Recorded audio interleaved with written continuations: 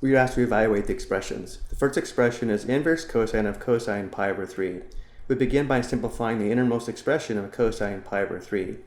Using the unit circle, we first sketch the angle in standard position, where the initial side is along the positive x-axis.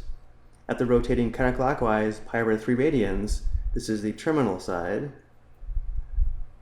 The terminal side intersects the unit circle at this point, where on the unit circle x equals cosine theta and y equals sine theta, which indicates that cosine pi over 3 equals 1/2. And therefore the expression simplifies to inverse cosine of 1/2. Inverse cosine of 1/2 is equal to the angle in the interval from 0 to pi radians that has a cosine function value of 1/2. And we just discovered that cosine pi over 3 equals 1/2, and since pi over 3 is in the interval from 0 to pi radians, the expression simplifies to pi over 3.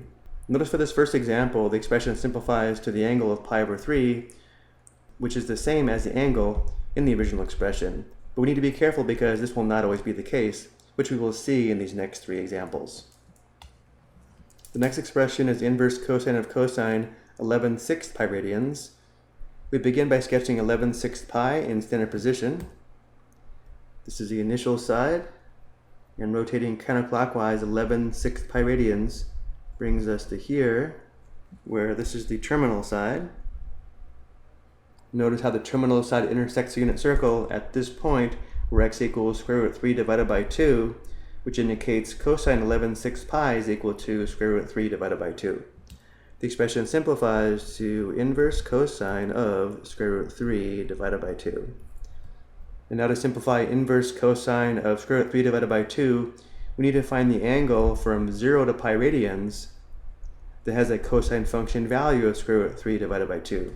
But again, this must simplify to an angle in the interval from 0 to pi radians, or this interval here.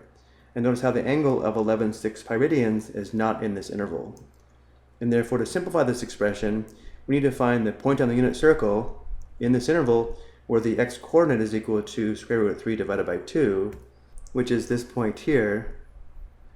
The angle we are looking for must have its terminal side here and the initial side along the positive x-axis, and must be in the interval from 0 to pi radians, and therefore we are looking for the angle of 30 degrees, or in radians, pi over 6 radians, or 1/6 pi radians. So the expression simplifies to pi over 6, which is not the same as the angle in the original expression. This is why we need to be careful when simplifying these types of expressions. Next we have inverse sine of sine 3/4 pi radians. Let's first determine the value of sine 3/4 pi radians. Let's sketch the angle in standard position.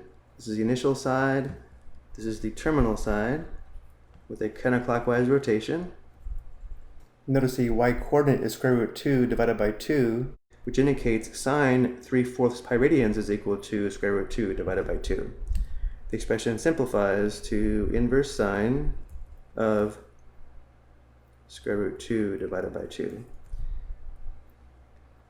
Inverse sine of square root 2 divided by 2 is equal to the angle in the interval from negative pi over 2 to positive pi over 2, including both endpoints, that has a sine function value of square root 2 divided by 2.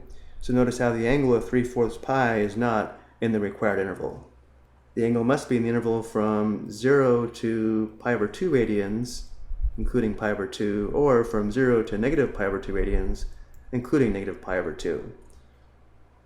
So now we need to find the point on the unit circle in this interval where the y-coordinate is square root 2 divided by 2, which is this point here. And therefore this is the terminal side of the angle we are looking for. This is the initial side. For the angle to be in the interval required, the rotation will be counterclockwise, and therefore the angle is 45 degrees, or in radians, pi over 4 radians, or 1/4 pi radians. This simplifies to pi over 4. And for the last example, we have inverse sine of sine 3/2 pi radians. We first evaluate sine 3/2 pi. Let's sketch the angle in standard position. This is the initial side. This is the terminal side with a counterclockwise rotation. Notice how the y-coordinate is -1, which means sine 3/2 pi is equal to -1. The expression simplifies to inverse sine of -1. But again, the inverse sine function must return an angle in the interval from -π/2 to +π/2, including both endpoints, which means the angle must be in this interval or this interval. So now we look for the point on the unit circle in this interval where the y-coordinate is -1, and notice how this leads us to the same point that we used to find the sine of 3/2 pi radians. But in order for the angle to be in the interval from -π/2 to +π/2, the rotation is going to have to be clockwise, giving us a negative angle. This will be the initial side, this will be the terminal side, but now the rotation is going to be clockwise, and therefore the angle is -90 degrees, or in radians, -π/2 radians, or -1/2 pi radians.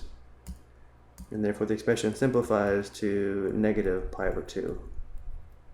I hope you found this helpful.